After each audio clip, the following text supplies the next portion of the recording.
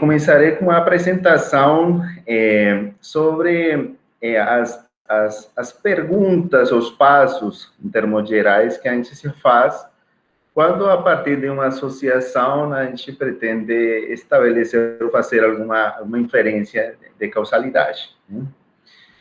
Então, primeira coisa, quero expor é o conceito de associação. O que representa uma associação real numa comunidade? Implica o que a gente, na epidemiologia, chama de associação, é quando existe uma diferença entre populações. Quando a gente fala de população, se refere a um conjunto de todos os indivíduos ou elementos que cumprem certa característica. A gente geralmente estuda as populações a partir de subamostras, e a partir disso estabelece ou propõe enunciados de relações entre as variáveis. Então, quando a gente fala que existe uma associação entre fumar e câncer, está indicando que a frequência de câncer é diferente entre populações de fumantes e não fumantes, né? Então, a isso que me refiro com que uma associação envolve uma diferença entre populações. E a gente quer saber sobre essas populações a partir da observação de algum subgrupo dessas populações, porque dificilmente a gente vai poder saber a informação, não ter informação de toda a população. Quando a gente fala de populações, você pode defini-las segundo diferentes critérios. Uma é restringir ou definir a partir da sua localização. Então, você pode comparar populações de uma cidade ou outra, de outro país, mas a maioria das vezes a gente fala de subpopulações dentro de uma comunidade maior. Geralmente é assim. Então, aqui nessa comunidade, a gente pode ver populações de homens, mulheres, de pessoas mais velhas, jovens, diferente origem, etc. Então, quando a gente fala que uma associação implica diferentes populações, a gente também pode ter um olhar, diferentes olhares para definir o que é uma população. Então, a gente pode comparar populações com base na exposição, definidas com base numa exposição de interesse. Então, podemos ter uma população A, de pessoas expostas, uma população B, de pessoas não expostas a um fator de risco. Aí, o que a gente vai comparar é o risco de um evento, ou a probabilidade de um evento no grupo A, e no grupo B. E se o risco de algum evento for igual, então não existe associação, né?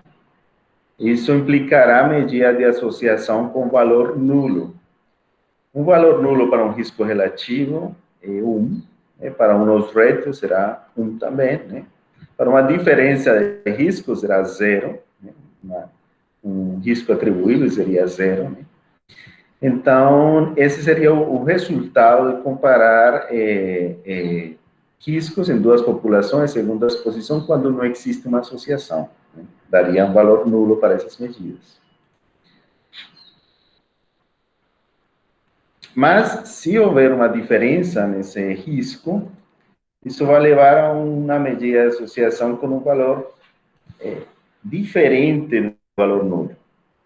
Aí, nesse caso, podemos ter associações que chamamos positivas, quando o fator de risco aumenta o risco, um risco relativo a ser superior a 1, ou associações negativas, quando a exposição está associada a uma menor probabilidade do evento, levando a um risco relativo menor do que 1.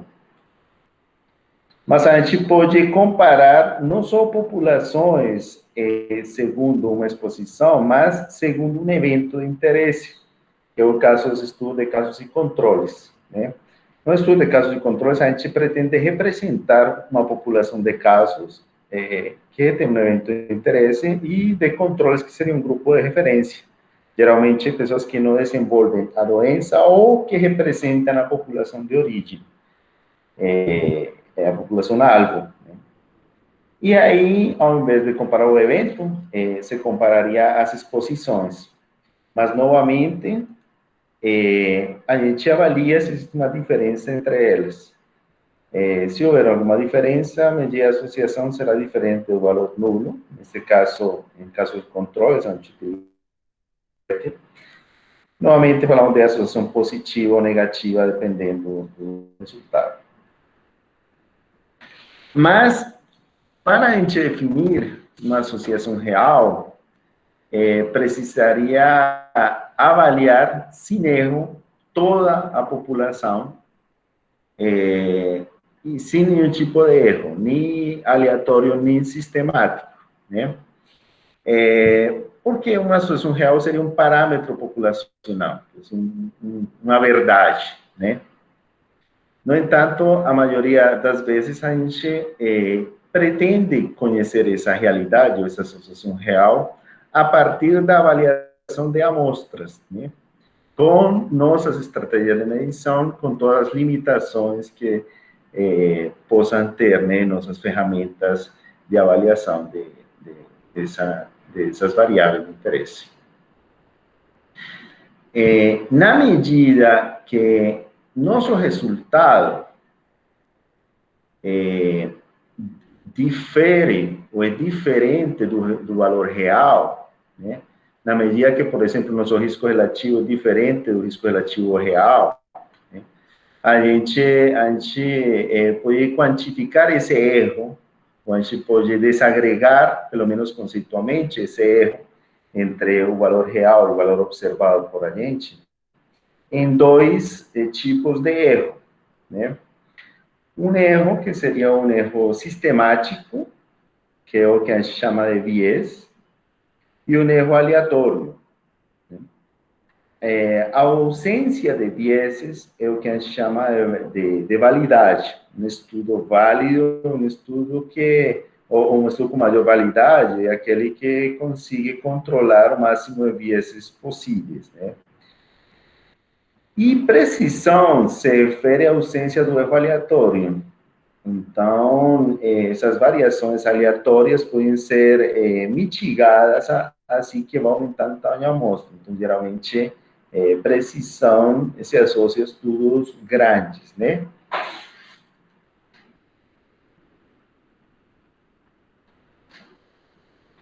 Esta é um exemplo que eu com frequência utilizo, de uma população hipotética de 40 mil pessoas, uma cidade, onde a metade delas podem estar expostas, estariam expostas, e a metade não estariam expostas. Vamos assumir que a gente consiga acompanhar perfeitamente essa população e definir quantas delas desenvolvem um evento e quantas não, né? Aqui, nesse caso, a gente pode calcular, assim, de cabeça, qual é o risco em cada um dos grupos, segundo a exposição do evento, de um evento particular. Neste caso, 8 de 20 desenvolvem o evento, 40%, né? E aqui, 4 de 20, que seria 20%, né?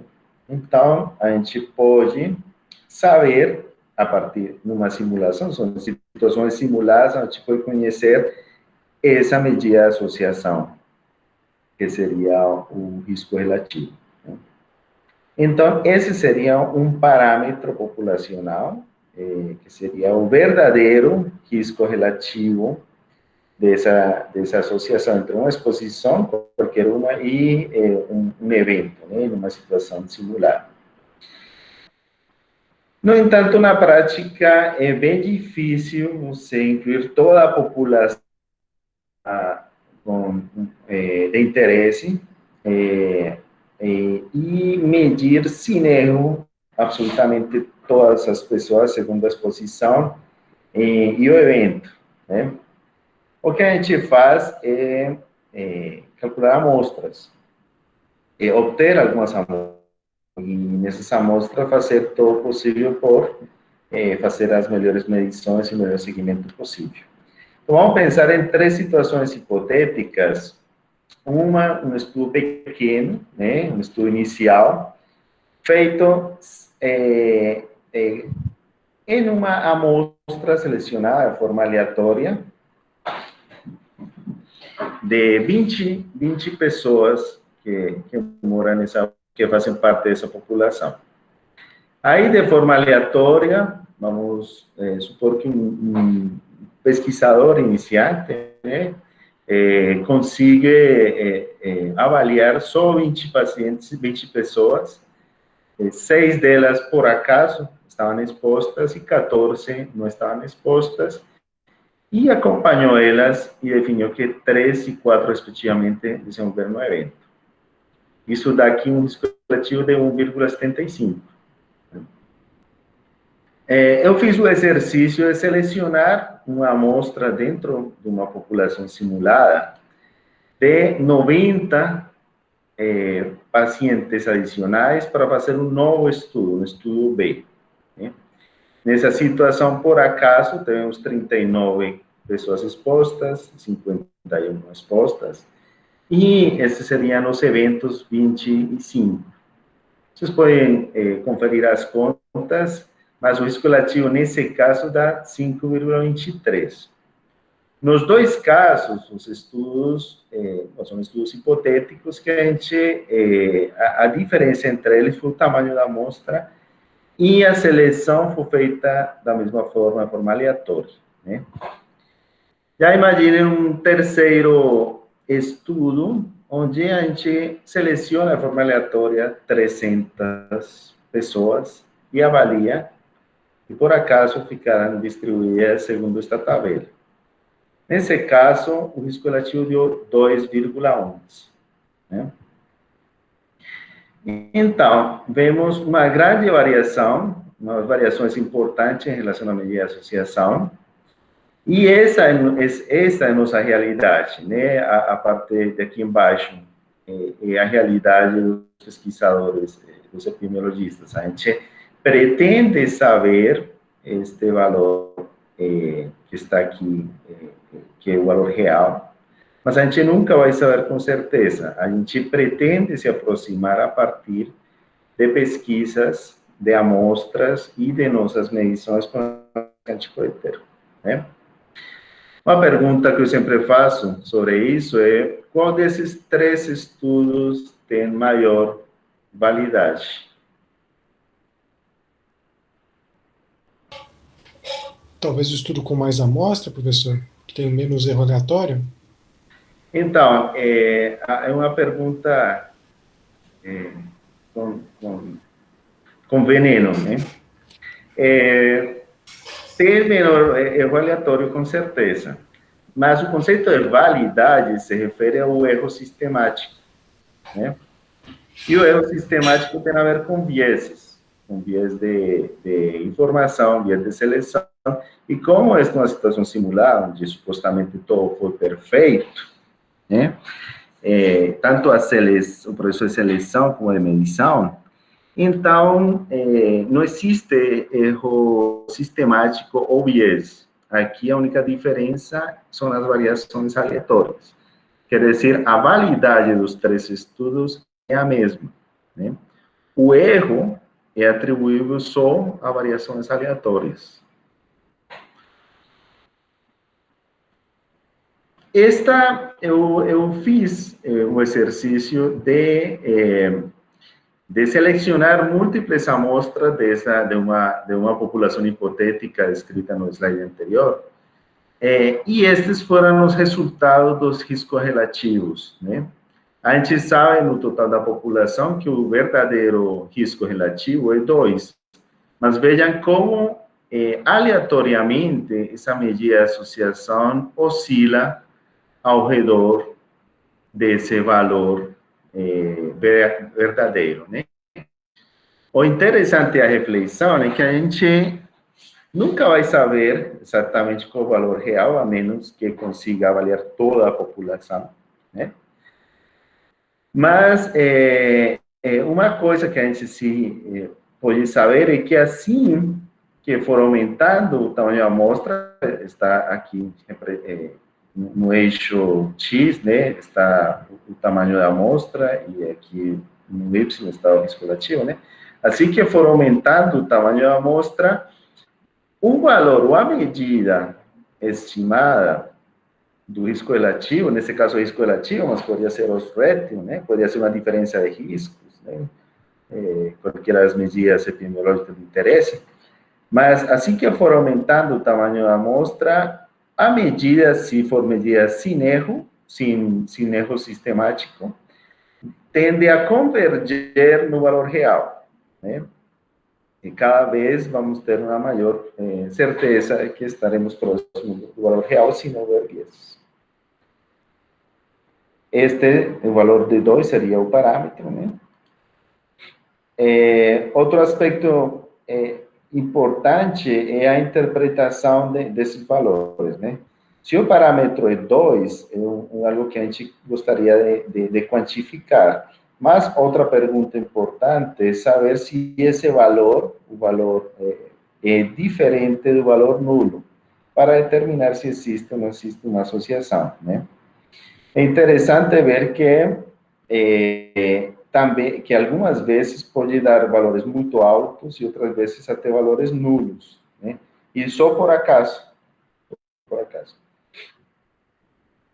Para definir ou ter alguma ideia da incerteza, a gente calcula o que conhecemos como intervalo de confiança, né?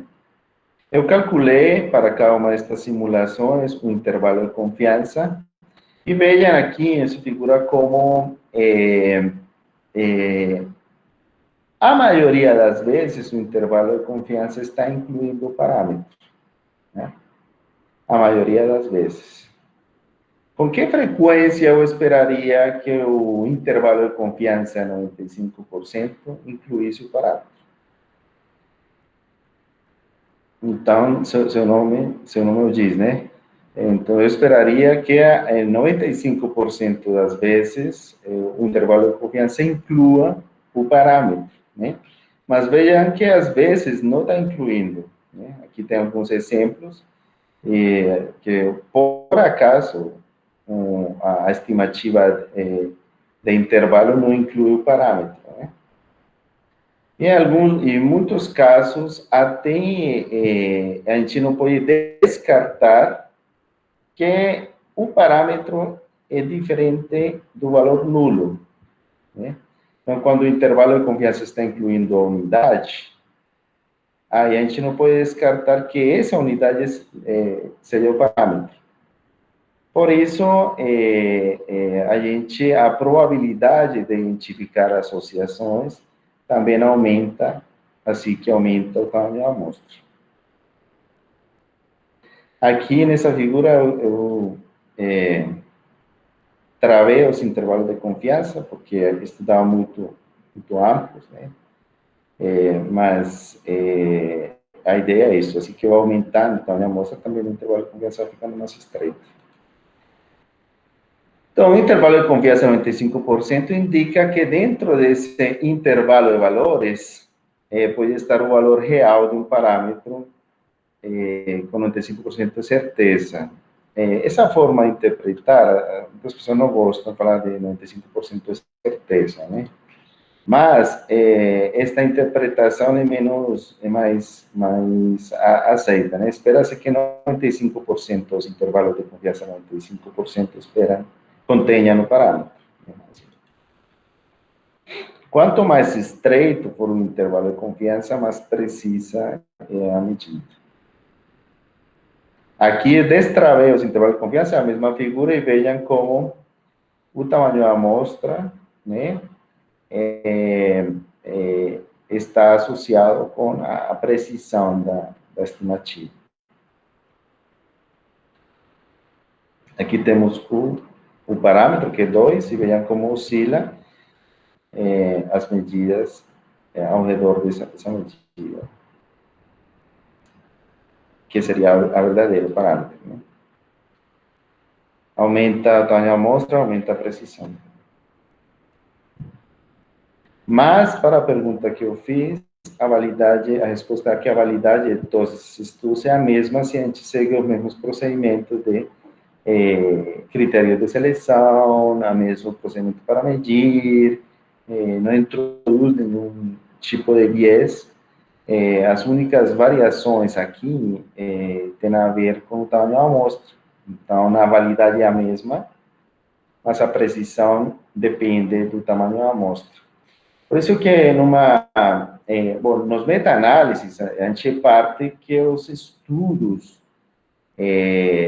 os ensaios clínicos, mesmo que tenham maior ou menor tamanho da amostra, dá para juntar e analisar para aumentar a precisão da estimativa, né? E aumentar o poder. Mas a gente está assumindo, quando junta esses estudos, que a validade é igual para todos, que são estudos válidos, né? Quando o intervalo de confiança de uma medida de associação não inclui o valor nulo, considera-se que a associação é estatisticamente significativa. Esse é um conceito que se utiliza muito na literatura. O poder de um estudo é a probabilidade que eles tendem a identificar uma associação que realmente existe, né? A gente está muito acostumado a definir a significância estatística a partir do valor de P, né? Que é resultado das provas de hipóteses. Mas se deve corresponder o resultado também com um intervalo de confiança, né? Então, eles se correspondem. O poder é uma função do tamanho da amostra. Então, aqui, no mesmo exemplo, vejam que, assim que aumenta o tamanho da amostra, é menos provável que o intervalo de confiança inclua o valor nulo, quer dizer, aumenta a probabilidade de encontrar uma associação que realmente existe, né? Lembra disso, que o conceito de poder é, dado que existe uma associação, qual a probabilidade de identificá-la no meu estudo?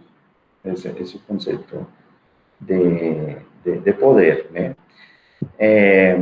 Aqui a gente já sabe que se existe. Temos um risco relativo de 2.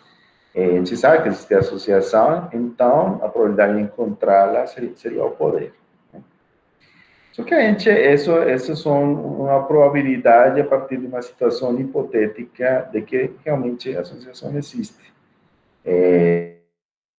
De novo, isso parte do suposto de que estaríamos naquele universo onde estamos entre uma exposição e um despejo de interesse.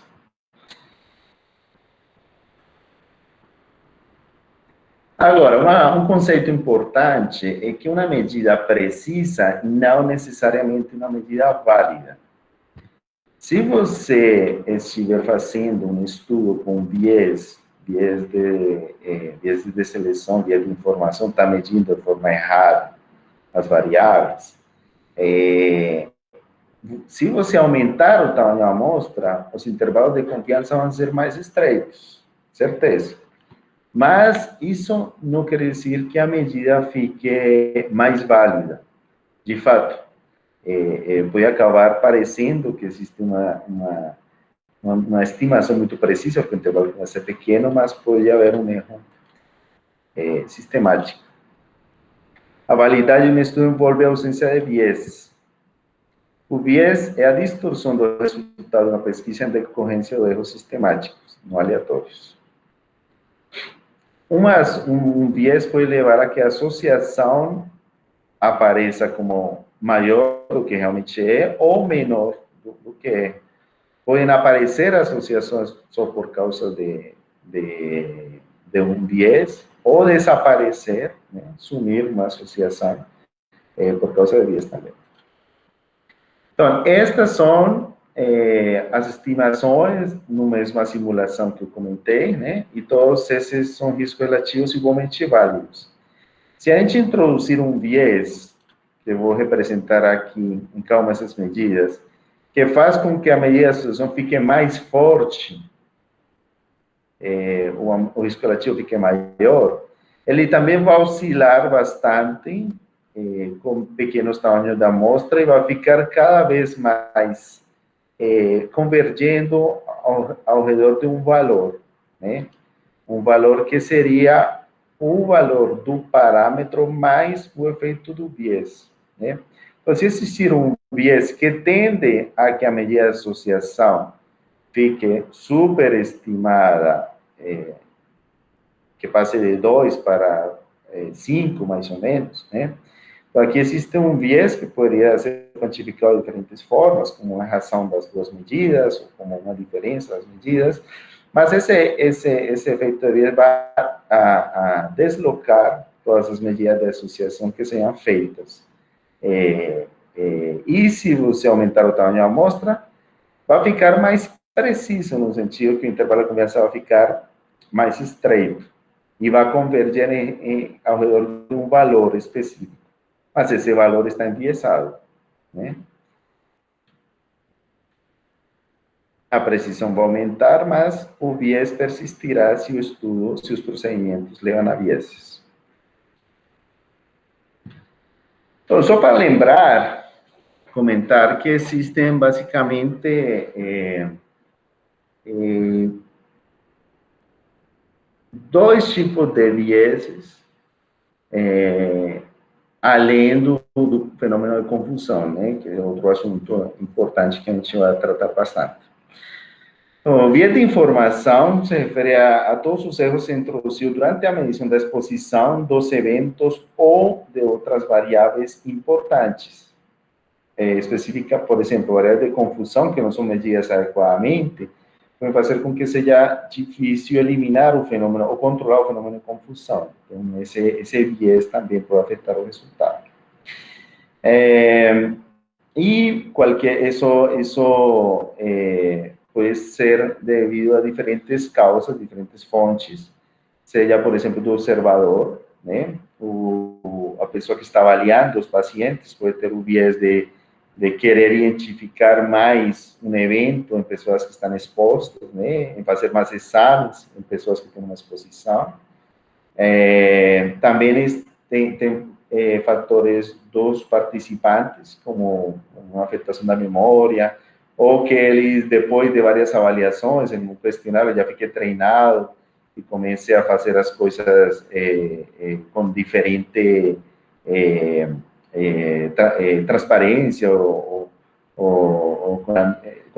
comece a introduzir erros na medição, ou também que se canse, quando já tem questionários muito longos, às vezes perde, dependendo de se algumas perguntas, isso pode perder, pode introduzir vieses na forma de medir essa variável.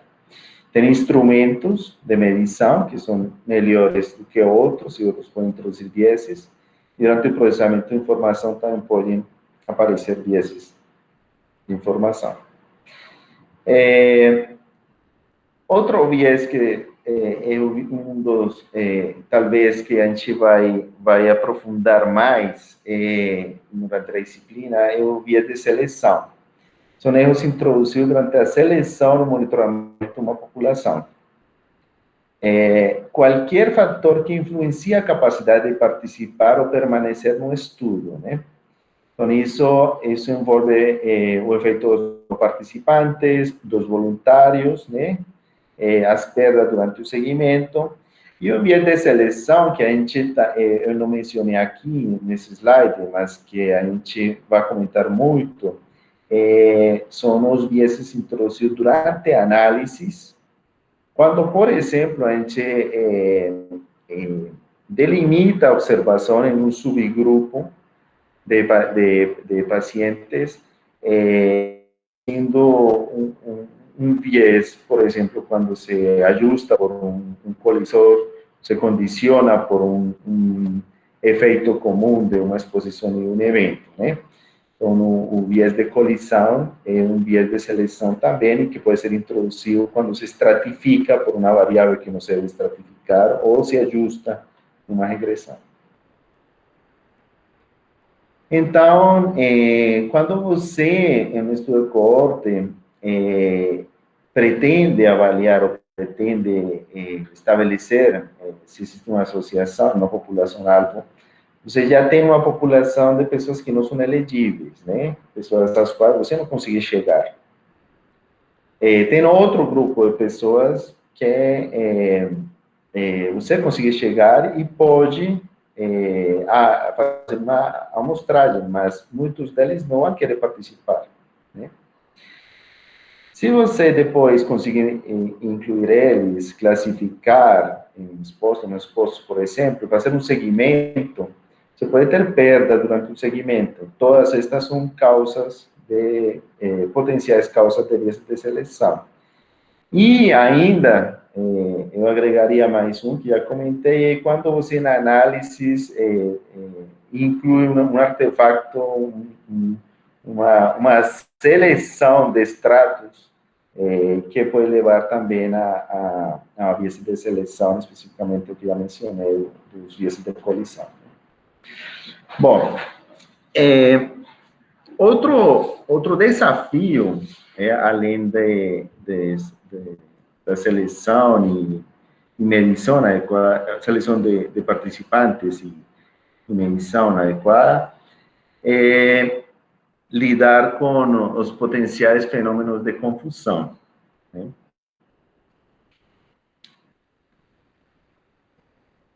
A confusão, a gente aprendeu uma definição tradicional que é um fenômeno causado por uma terceira variável que está associada com a exposição, está causalmente associada com o evento e não faz parte do mecanismo que liga a exposição de interesse com o evento de interesse, né?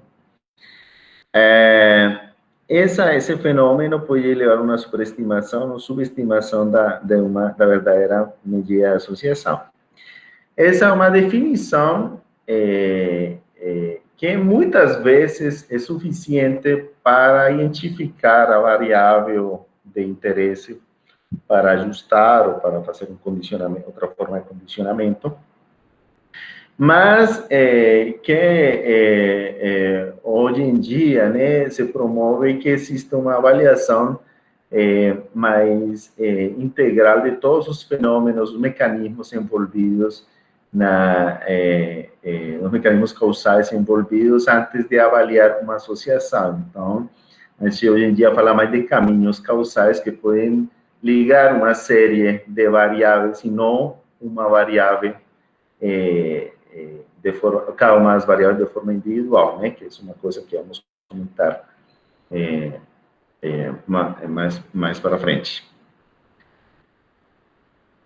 Então, um exemplo de um possível fenômeno de confusão, né? Seguindo a definição mencionada, se eu quero saber se café causa câncer de pâncreas, e eu chegasse a encontrar uma associação, eu teria que pensar que pode existir uma outra variável, por exemplo, o tabagismo, que estaria associada tanto com o café, né, segundo a definição anterior, que estaria associada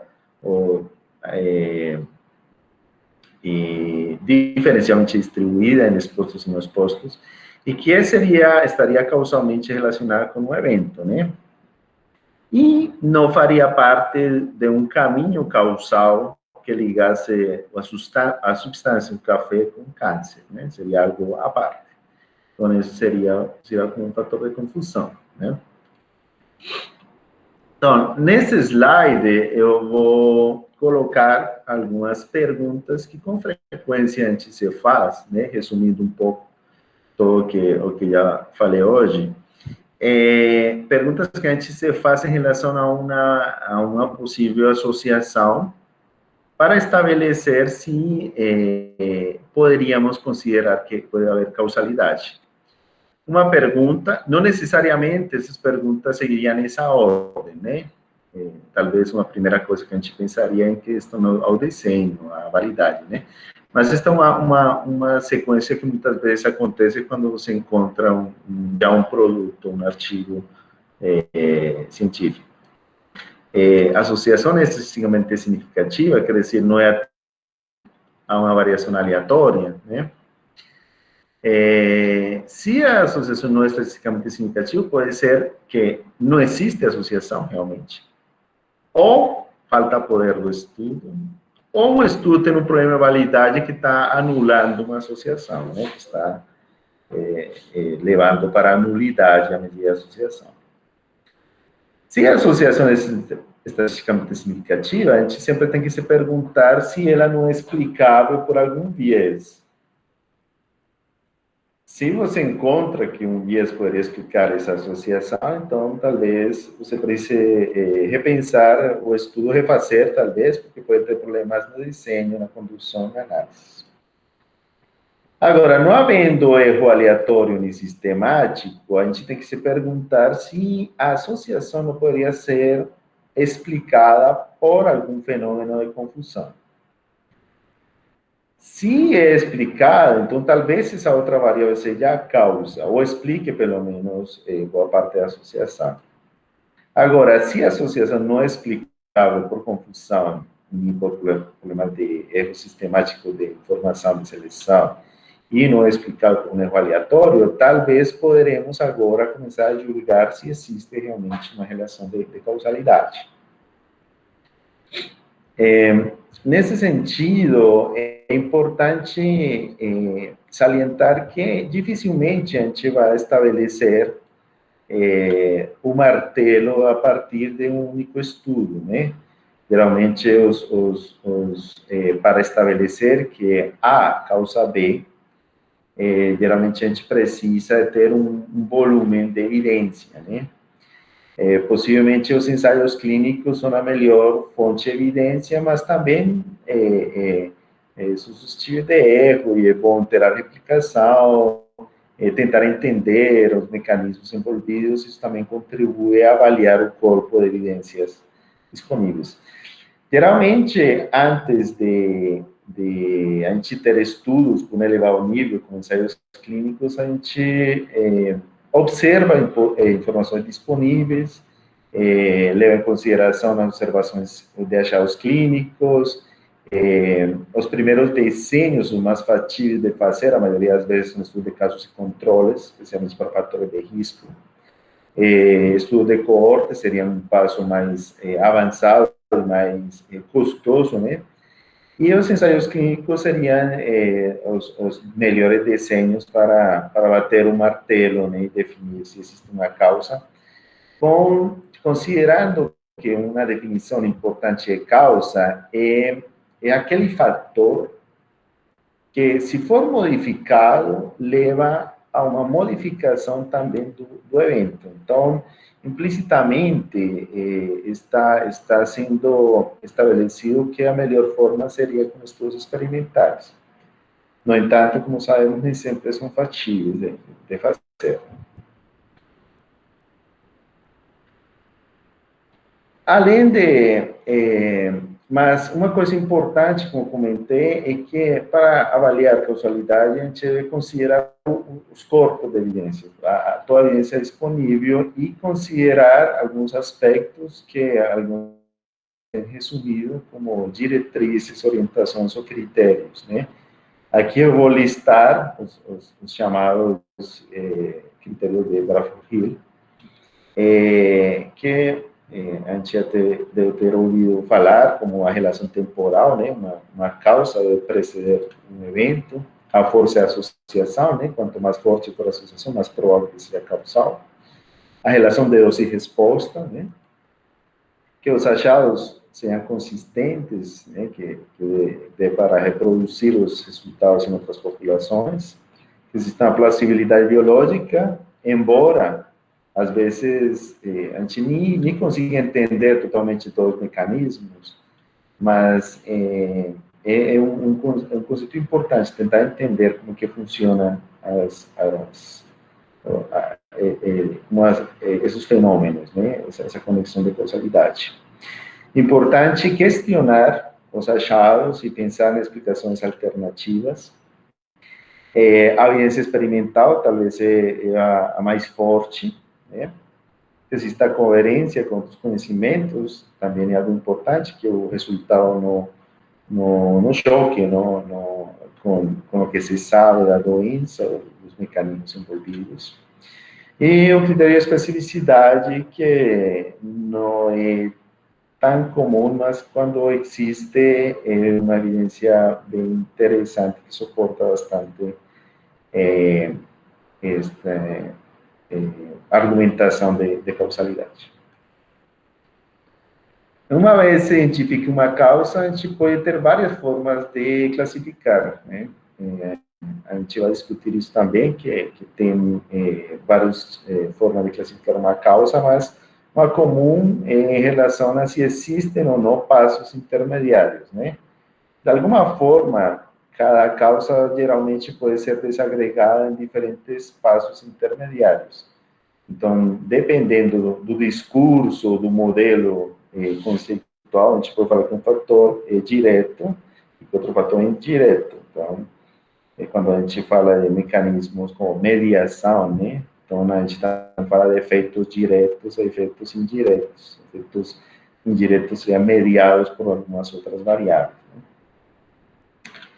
Bom, concluindo esta apresentação, os vieses refletem inadequações no alinhamento, na condução do estudo, que levam a uma distorção dos estimados. Importantíssimo considerar que o tamanho da amostra não conserta os vieses, né? Isso é muito importante, especialmente hoje em dia, que temos acesso a grandes fontes de informação, que cada vez estão mais disponibilizados, né? Informação de vigilância, por exemplo. Nesses dias estava analisando um banco de dados com 1 milhão de casos de tuberculose.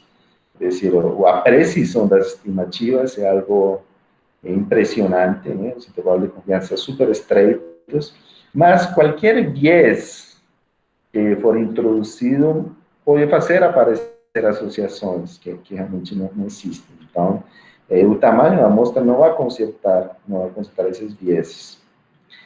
É importante que fenômenos de confusão podem explicar muitas associações que acontecem na realidade. Por exemplo, se a gente vê que na natureza, né, pessoas que tomam café têm maior risco de câncer, isso pode ser uma associação identificada na natureza, quer dizer, pode haver essa diferença. Mas pode não ser o café, né? E até agora não existe nenhuma evidência que sugira que o café pode causar esse tipo de problemas. Mas fatores associados com o café poderiam ser as verdadeiras causas. Por exemplo, o tabagismo, que eu comentei, a idade, né? Sou testemunha de que com a idade eu comecei a tomar mais café, então a idade está associada com café também. Então, a idade poderia ser causa de muitos problemas de saúde, não necessariamente o café, né? Então, é importante levar isso em consideração, que esses fenômenos podem explicar muitas das associações que a gente vê na natureza. Então, a avaliação da evidência para estabelecer, identificar e caracterizar uma relação causal implica avaliar muitos aspectos de diferentes fontes de informação, né? Essencialmente, é importantíssimo o estudo, né, dos fenômenos envolvidos, não só conhecer os métodos, também é importante conhecer do tema, do assunto. Dificilmente um pesquisador, por muito forte que seja em métodos epidemiológicos, sempre vai precisar estudar e se conversar com especialistas da área específica, da doença que está sendo pesquisada, que tem experiências, para estabelecer, né, insights, para insumos, para estabelecer critérios conceituais para conduzir a pesquisa. Bom, muito obrigado.